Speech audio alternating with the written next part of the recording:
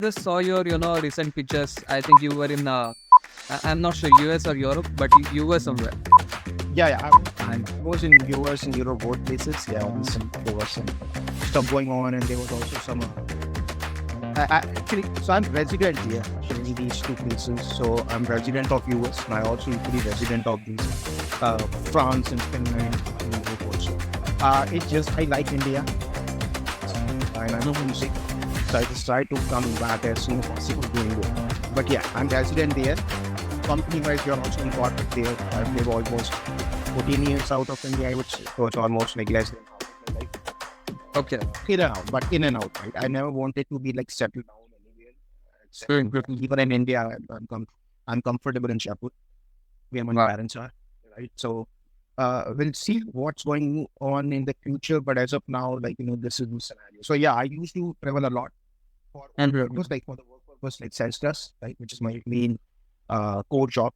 And apart from this, usually there are some speaking assignments. So recently I was in Belgium and Poland, both for some conferences. So I usually, my way of doing this is by the way, this is my first Indian podcast Is it? recording. Yeah. Okay. I have done like 5-6 podcasts before, and all these are non-Indian, all Firangis, And the reason when I said why this is my Indian first podcast, this is the first time Indian podcast, is I'm not very much into the Indian ecosystem for a few reasons, right? I would love that I got the invites and all, but first of all, we are not very much operational, but I really want to. I really want to in Indian ecosystem. Because the reason is because there are few things that I can contribute, and there are few things that I can take from the ecosystem, right? That's one thing. Now coming back to your question is so it's been a while. I think Sensegrass building a very complicated product, which you already know, right? But I think there are some interesting plans coming up, Akshay, right? These are very specific agtech products, but for the Indian market. Because the Indian market is growing so well and all these things going on. Look, I think every startup journey or every product have a different life cycle, right? Let me give an example. Like if you ask me about the fintech industry or a fintech scenario, right? 5 years back or 10 years back in India, there was nothing, right? There was nothing like that. But if you talk about the same fintech right now, India is the most, I would say, the most innovative country in terms of the fintech segment, right? It surpassed, trust me, I'm telling you after living almost 8 countries, having 8 different bank accounts, I'm telling you this with the experience how the fintech industry and the regulation wise and service wise is pretty good.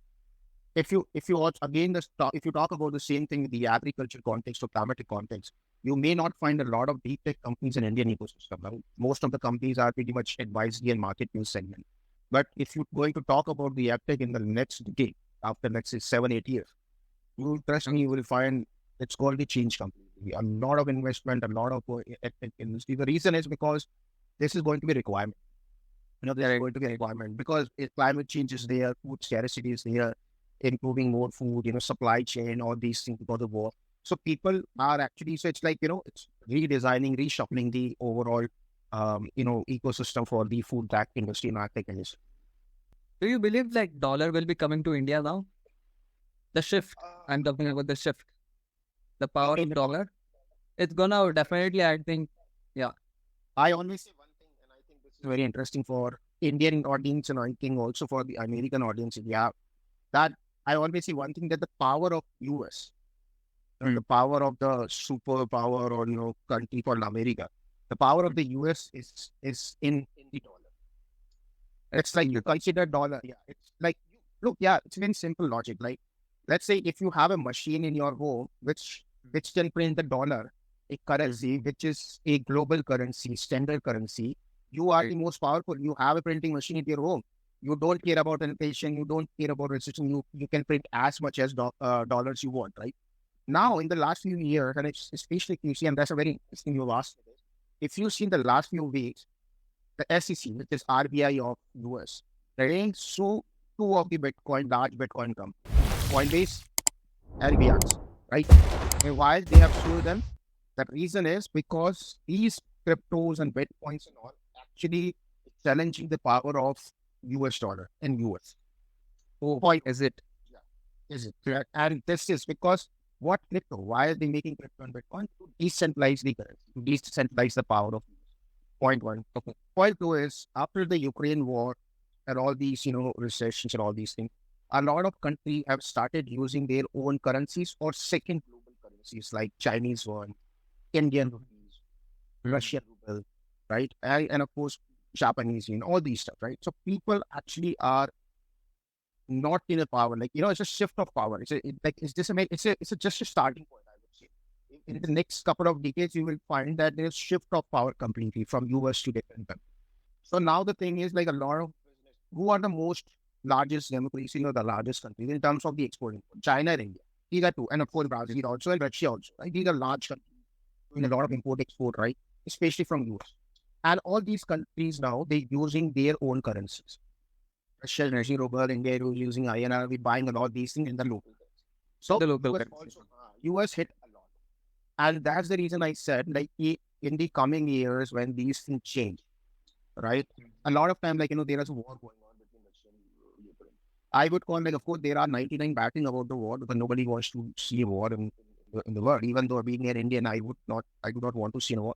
But I think there is always a blessing in disguise. And the blessing in disguise is like that Indian country use a lot of INR. The IR become very powerful. Even though if you compare with the USD and IR, that's a very different relationship. It's like 82 right now. But if you see in the other way, the power of and the usage of the dollar is being very high. So answer to your question again, like, maybe it's too early to say there's a shift, but definitely the introducing of rupee, UPIs and all these things will definitely make the US less powerful and make the Indian rupees more stronger, and then see the shift in the change in the shift as well in the coming years. Great. I think that is the future, right? And India is actually, posting that seat after US. And that is a very strong potential, like India can have that power in upcoming days. Like, again, like, we have to be bullish on that particular point as we are entrepreneurs and trying to build the future of, India itself. I think nicely answered. Now we'll just go to the, I think 2018 somewhere you started Sensegrass. I'm not sure where you implanted this idea, maybe 2017 or 16, but you started somewhere, right? So how did you got this idea? Like, maybe I can do something in agricultures. How did it happen? Yeah, so actually, I started my startup journey in 2015. Okay, post my MBA, I worked for corporates in India and Europe for 2 years, and in 2015, I launched my first startup. It was an e-commerce to connect the sustainable goods and art things like designers and artists all these together. After 3 years, it got rancid. So it was somewhere around 2018. It was somewhere around 2018. I was like in late 2018, and I was like sitting idle, and during that time, I was a part of the World Economic Forum and UN as a fellow. Okay, in 2019, because I was inclined toward the climate change and all these things, personally on a personal basis. But I was, as an entrepreneur, you always find the large total addressable market, like, a industry which have a large TAM, kind of stuff. And I think agriculture, food industry, and climate change has become a very hot topic these days, right? So in 2019, I decided there are many things comes together. The first many thing comes together is I was working as a very pro bono, mentoring a lot of initiatives, like as I mentioned, the United Nations and World Economic Forum kind of stuff, and working was on climate change stuff. The second is my background is not a techie. I'm not a hardcore coder. Now, my background is pharmaceutical. So I'm a bachelor of pharmacy guy for 4 years and extended one more year and then become doctor of pharmaceutical. So I've studied biotech and all. So that's also involved me, like, that's also me, like, a bit push to build something in the food or agri tech as well. And of course, the third thing was like, I got an idea back then because I was in the Indian rural communities, and agriculture is the economy of India technically, right? Even though we have a great GDP nowadays, but agriculture is still the base of the Indian economy. So all these things came together. I started alone. Of course, that time, and it was 2019, by the way. So it was 2019, the second half of the 2019. We got some grants. I initially started with like a very basic idea of about the soil management, like checking the quality of soil management kind of stuff using the drone imageries or other imageries, right? And initially, I did not incorporate the company, neither I find the name Sensegrass and all these stuff, but we just floated like in a landing page, right? Simply. And even then, when I saw that there are something, like I found it very interesting in 2019, July, after that, like, we got some grants from Chile, from Latin America, which is a completely different country, essentially from India, right? and we got grant. And I think that was the trigger point that I say, okay, this is good time to make it more, formal, official. And we launched Sensegrass. I took the domain, I closed the company, I registered the company in India as a private limited, and this is how it started. And I think by that time, I started making formalized, because before that, it was more a very raw idea about, like, what exactly going in the crop position. But of course, there were a few companies using it drone imagery, so I want to make something in it. So I used one of my undergrad theses. It was about the soil nutrition, soil management, and I started doing a R&D for an hardware, which is like NPK sensors, like nitrogen, phosphorus, potassium. This is usually called the nutrition in the agricultural world. So I started doing the R&D for these sensors, and I hired my first 4 people from the local university in Jaipur. Here I started, right? And then we started building in the same lab of the university. Okay. We got the first MVP somewhere around, and then in 2020, as I mentioned, like, we hit by the COVID.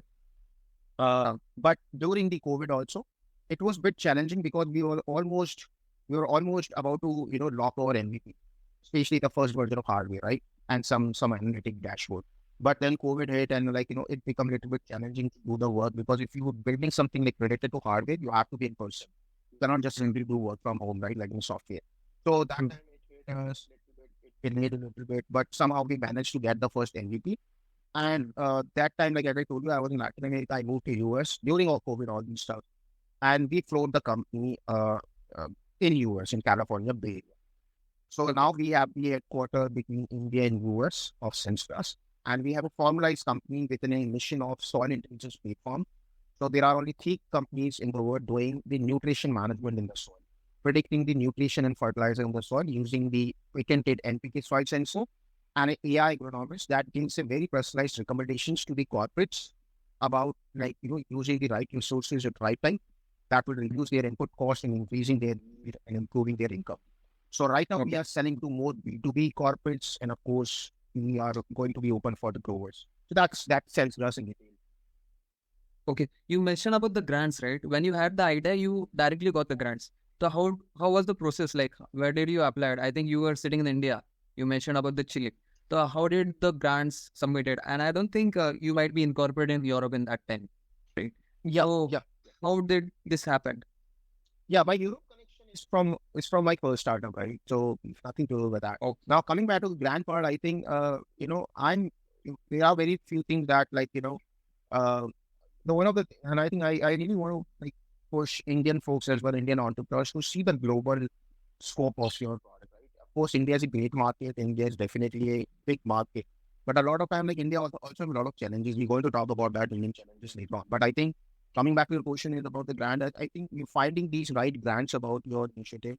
And I relied from the India only, right? We got into those things. Like told you, Chile is a very, like, for India, there are popular countries like US, UK, Canada, Australia, Europe. And then there are unpopular countries which we don't even know. So Chile is one of them, almost 39 hours of flight from here. So we got grant.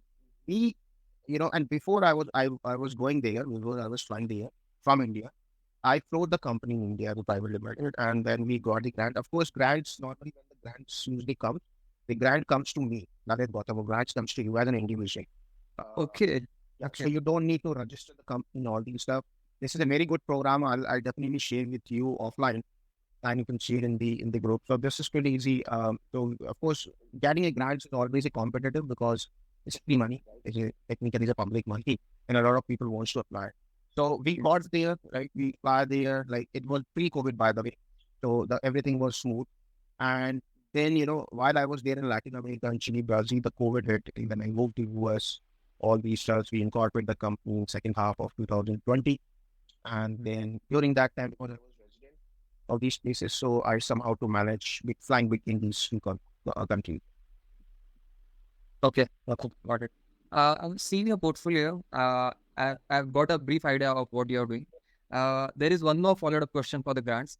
I think you have applied for so many programs, incubations, accelerations, and not so. How did you find that? I just want to pass this message to the audience who are not sure of this program. They don't know anything about, the grants. They don't know about incubations, accelerations. So how you start the process? how do you crack, to get the grants, or let's say the particular first check, or, the ESOPs part, whatever it is. Can you just brief and just pinch down over you? Sure, Akshay. I think that's important as well. And let me self-praise myself here. Like, we are the first and only entrepreneur in the world, I would say, who have cracked 8 startup residencies in the world, which means 8 startup permits, visas, or resident permits from the different countries. That's include US, that's include Canada, Chile, Singapore, France, Finland, Italy, Spain, so on. You name it, in almost all the continents, I have one residency. So how these residency usually comes, it comes usually on the basis of your innovation, of your profile, how good work you are doing. So every country in this world are looking for the right talent, especially this time in the last few years and in the coming years, because you will see there is scarcity of the talent. And because the economies are going down, everybody going to look for the right talent. So if any entrepreneurs and founders think that they want to expand globally, happy to help. Point one. Now coming to the other thing is, I raise in my overall career, that include exit and also raise, equity funds and grants. I have raised almost touch 4.5 to 5 million worth dollars, right? And we use the equity fundings, we use the accelerators, incubators, grants, prize monies, and all these stuff. So let me quickly touch this point, and I think that's going to be very useful for the audience, right? Especially the young entrepreneurs. Let's start with the grants first, right? So of course there are many grants globally. There are many good programs globally. I can even name a couple of them, like Eco Green is the one. Then there is a Cisco grant is one. Then there is a Startup for Startup Chile is the one, right? So there are many grants actually, and depends on your industry, depends on your let's say there are from clean tech to agtech to the I would say, like, the pollutions, and, even fintech and energy tech as well. Also, there are different types of grants, and according to the different type of industry, there are some general grants as well. According, of course, the grants, applying to the grants have their own limitations and challenges. Then the second thing is like awards money. So we won, the India Cisco Grant Challenge winner. We got $25,000. We won a lot of awards as well, right? Forbes study under 32 parents, MIT 35, all these stuff. Even though they were not awarded any money, but definitely you make your profile stronger. Then the third comes incubator on accelerators. There are globally, in India, we have very limited access to incubators. I don't know what's the reason is that. I'm really a big advocate of having the accelerator and incubator in India as well, because these are the things that definitely make small startups or small idea into a big, large stage company. But we have been an alumni of TechStart, Alchemist, ERA, like all the top shops, except the YC. We have been part of almost all these big accelerators from all these couple of startups, right? And of course, finding them is not relatively hard. It's like you have to, because I always say that Google research is also required a skill. A lot of time people say, hey, what's in the Google research? Anyone can do that. No. Even using a Google research, even doing a Google research requires specific skills as well. If you know these things, using the keywords are good. So I think finding that is not an easy, but applying and getting into that is the most difficult part as well. And then the last one is, of course, the equity, the equity money and in like the VC money, which is again the most difficult as well. And also including the VC and angel together. Of course, when you raise the VC money from India versus VC money from any other part of the world, I think there are challenges as well. I think one of the biggest challenge when you raising the VC money from non-Indian market, you always consider as an outsider.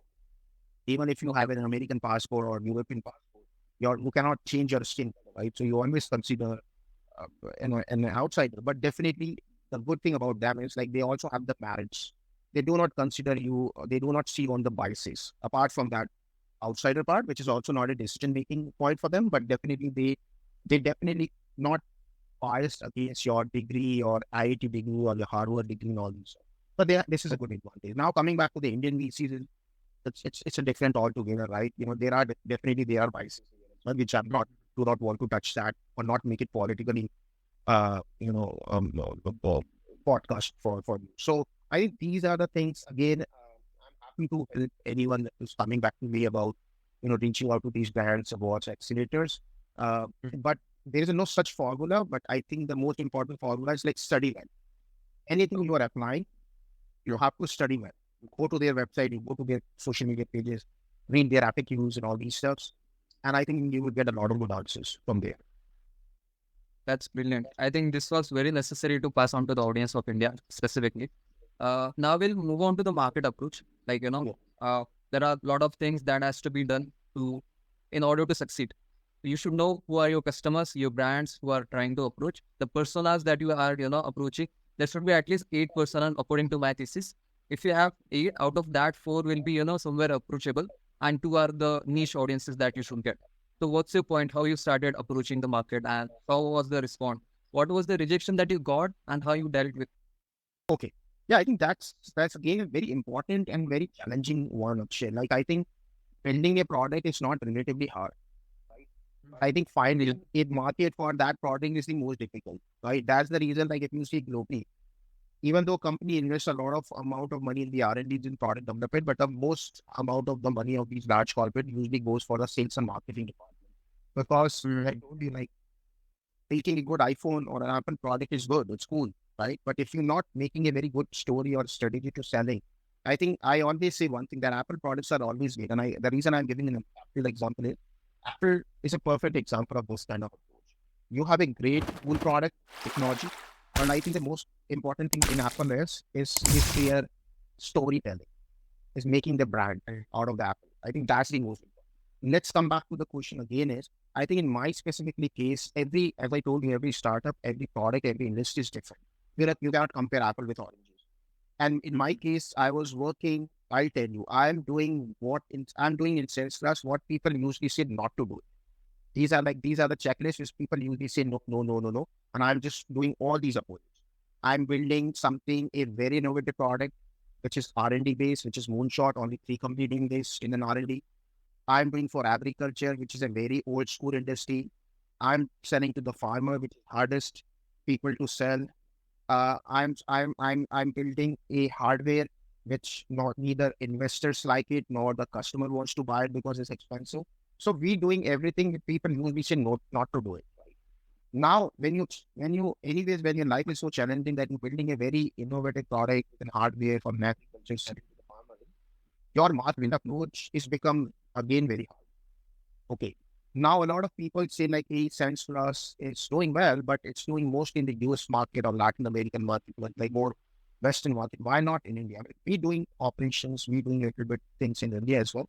But I think the most important part is like finding your early adopters, which I'm sure a lot of startup founders know this. What is different between early adopters and the late start? Early adopter is something that doesn't matter what startup or industry you have, you want to sell your product to the easiest person to sell. Right? You want to sell your product to that person who is just willing to buy your product at any cost, point one, and who is the most easiest person to sell. So for me, the most easiest person or most easiest market to enter and sell was the US market to a large corporate who are looking for these kind of person. I do not need to educate them. I do not need to aware them. They are simply know what they're looking for. They have a lot of money. They have a lot of requirement and a clear need in their company. So that was very easy for me to find in the US. Right now, once you've done the initial sales, let's say I've done the 10 large B2B clients in Sensegrass. Now, for me, I have a repetitive kind of sales approach. Okay, I know that market is very well ready. I know what kind of customers I have to sell it. And now I have a formula to make it a repetitive sales. That's the fun time sales, what I've done. Now I have to replicate into a repetitive sales in the C market. Once you've done with your early adopter, which is the customer who is like willing to buy your product at any cost, you're going to the other second stage of your people who need a little bit of education and awareness, and you have to little bit push them. Okay. Just now, because you have a good case studies, you have a successful stories, you have a validation, you have a traction. Now selling to these 2 people is easy because you have an evidence of your success, evidence of your product is good. So the second stage of the people who are looking for a kind of an evidence or education or awareness about your product, you have data and stuff to educate them. So this is easy to sell. Now you've done the second stage of your sales, which is relatively hard people to sell it. Now you go to the last stage, which is the most hardest people to sell it. And now because you have done the first 2 stages of the sales, I think the relatively third one is going to be hard for you, challenging for you, but still you have a data and customer backup to support and sales the third people. So I think just to conclude this question is, you have to understand your product first, to whom you are making this product. Is it a mass product or it's like, it's a niche product? Even if this is a mass product, right, you have to find out the market, which is easy to adapt. You have to find the customer who is ready and willing to buy your product in the less efforts from you. And if you know this is fine. You can sell to them, then you can move to the other kind of. So I think these are the few things that can be done. And maybe you can ask me cross question like, okay, that's fine that I can find the market, I can find the customer who is obviously, but how to find those folks? And I think it's completely depends on some of the data and the assumptions. You have to make the assumptions. You have to back with the data. That let's say if you're building a fintech industry, or if you're building something with the, I would say the payment gateway, or cross-border payment. I'm just giving an example. I think for you, it's like you need to find out where the Indian people are mostly based out, where the Indian people have mostly operations in those startup. And the answer is US.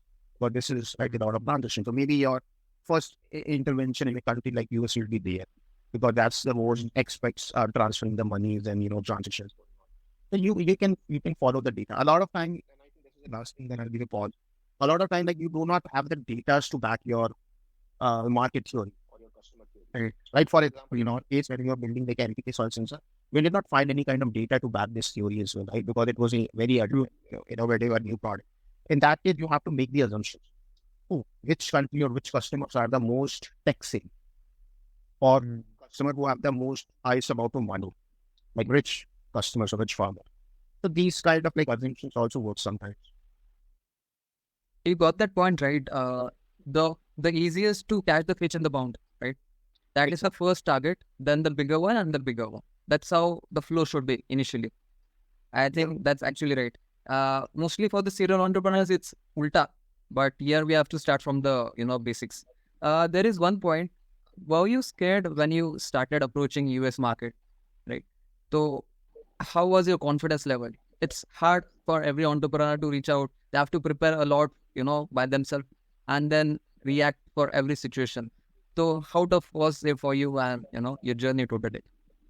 Yeah, I think India is a very difficult market. Like I know we talk about a lot of good startups, good stuff and all. It's a pretty good market. Like China selling here, US selling here, entire world is selling here. But these are different states. For startups, I think India is very difficult. For example, if Swiggy want, or if OYO want to book their products, right? They have to leverage. They have to give some kind of discounts and some amount of things. Because, right, I'm not saying like this is always going to be there, but like sometimes it's difficult to send something in India, right? Now, and of course, being an Indian, your first and your basic approach, your comfort zone is India. Nobody I'm a rare case. Okay? I'm a rare case who based out in India and trying to do their business in US, right? If somebody is based out in US, yes, they're making something in US make a lot of sense. But who's already based out in India and instead of selling in India or selling in US is a little bit exception. But how I have approached it. So of course, as I told you, I was in the right company, I was in the right network. And of course, being an Indian, and I think when I did my first startup, I have seen those kind of approaches. Like when I answer you in your previous question is that when you're building something, you also realize that whether your own country market is ready for that or not. I think you should be aware enough. And I was very well aware about that. Indian agriculture ecosystem at a very initial early stage. It's not ready for a very high deep tech products, hardware, all these stuff. And of course, I was, big thanks to my previous experience living abroad and all these stuff, and I had my exposure to the US market. I think it was not difficult for me to approach and reach out there. Then the second help I got it from my investors, my partners, my accelerators, all these folks as well. Because these people are actually connected to these corporate connects, right? So they can, I would say the first program we went into, it was in the Midwest in US, and they connected us to the seven large agri companies in US. That's include Fortiva, John Deere, Bain, Generals, Farmer First, all these. So I think it was relatively easy. But again, nothing is relatively easy. You have to do a lot of homework before reaching to that first success and milestone. So I think that was the that was my approach. There's no right or wrong story, but I think you have to be very sure about what exactly. I was not confused. I was not confused that, okay, I also want to sell in India or I also want to sell in US. No, I was very sure that my product required a lot of R&D and a kind of an audience who can accept these kind of innovation. Okay. And I was sure about that. And I was stick to the one plan, stick there. I tried it again and again. Now we are in a stage where we are also selling in India and we are also building some good products for the Indian market as well. Because now I also know the industry, I also know the Indian market. And as I told you, like every market and every, timeline is different for the product. So we got to know these things, we have started out, and now we going to pitch according to that country and according to the time. Okay, got it. About your team, like where you started, it was a solo idea. You need certain skill set in your team in order to proceed, for the next step. Maybe marketing was one of the crucial part, or building the product, maybe tech or the device itself. So how you started your team and the co-founder, how did you choose, being the co-founder, like this is the right fit or this is not the right fit? So any advices over there? Yeah, I think finding a co-founder is more difficult than finding a wife or girlfriend. Yeah, you can find a girlfriend on Bumble or your dating website, and you can find a wife on shadi.com, or maybe your relatives can bring you one.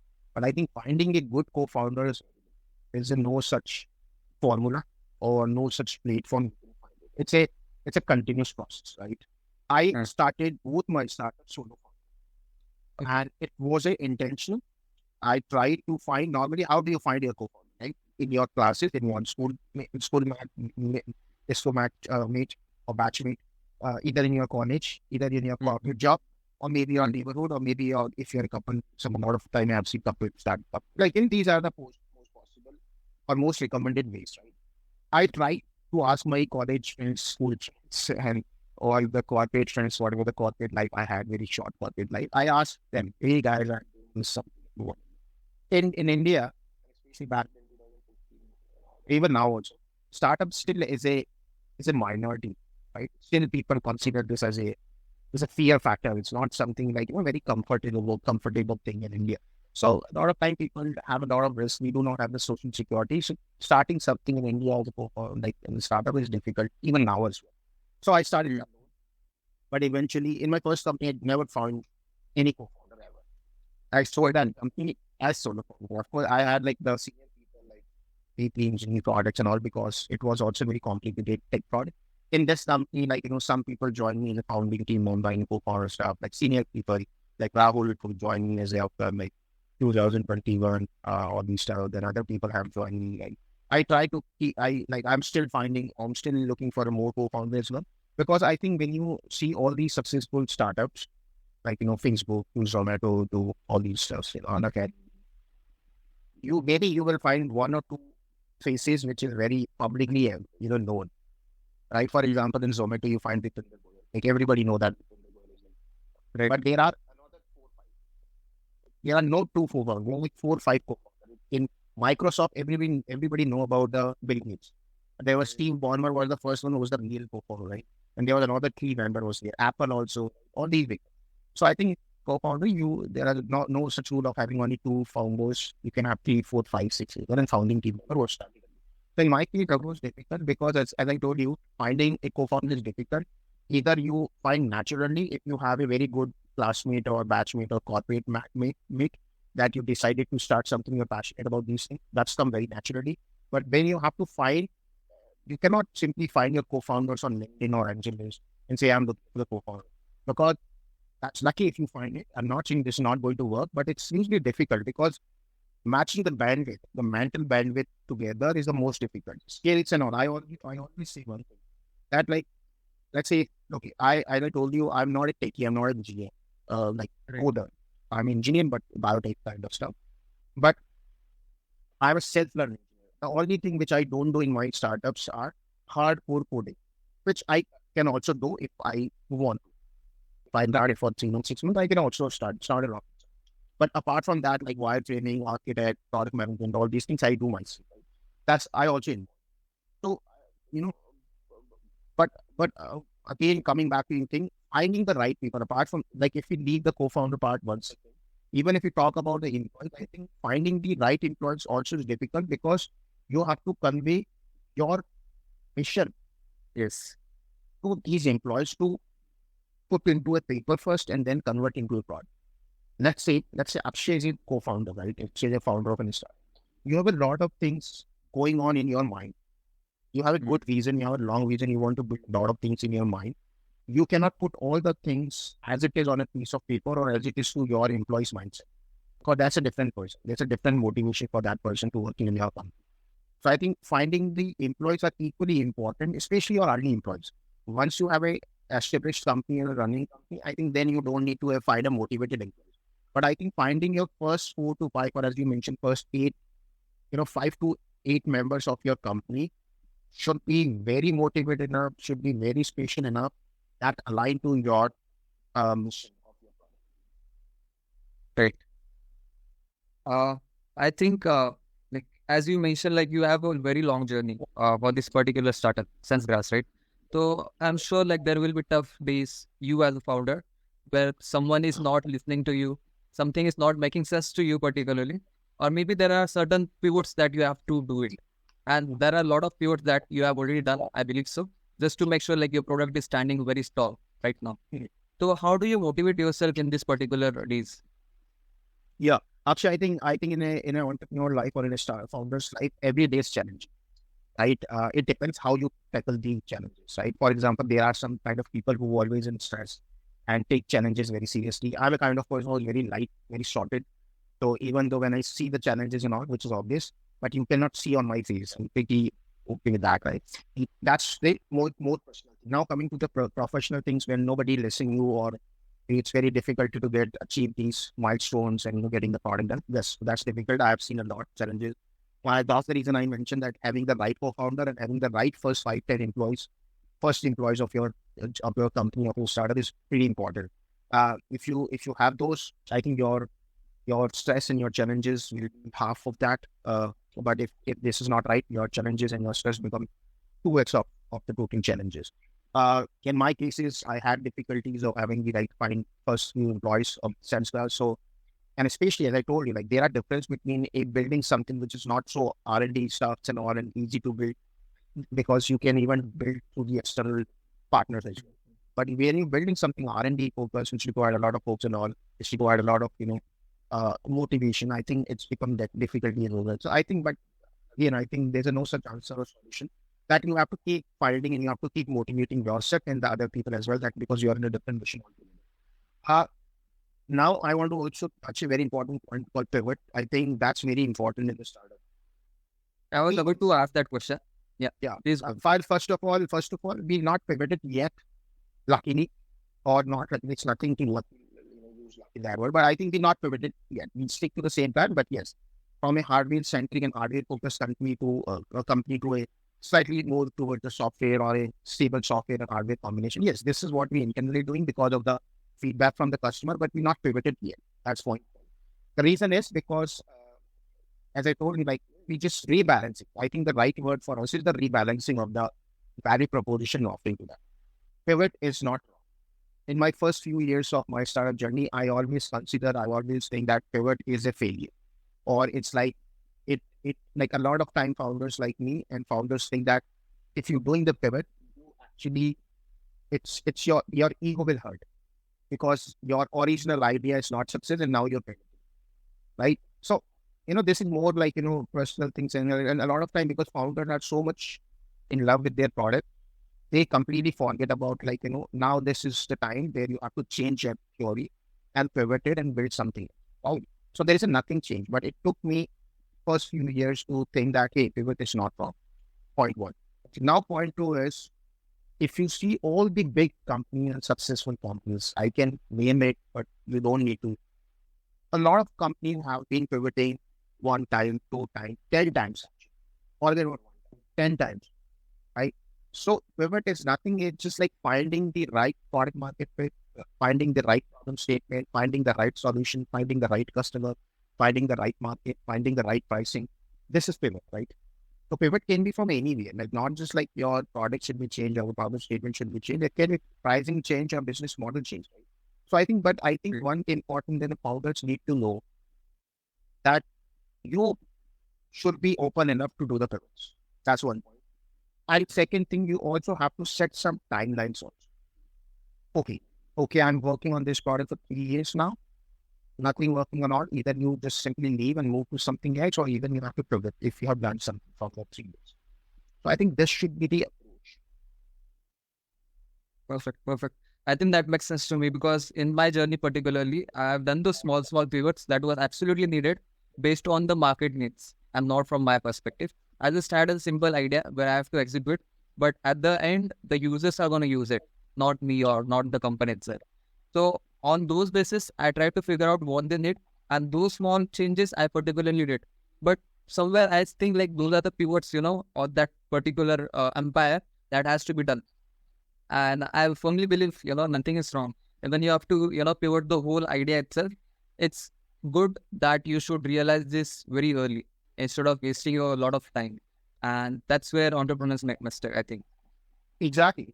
And I think it's a very big mistake, actually, Akshay. I think really, as I mentioned, even I'm including myself, really in a lot of time, it actually people think, the founders think that it hurts your ego.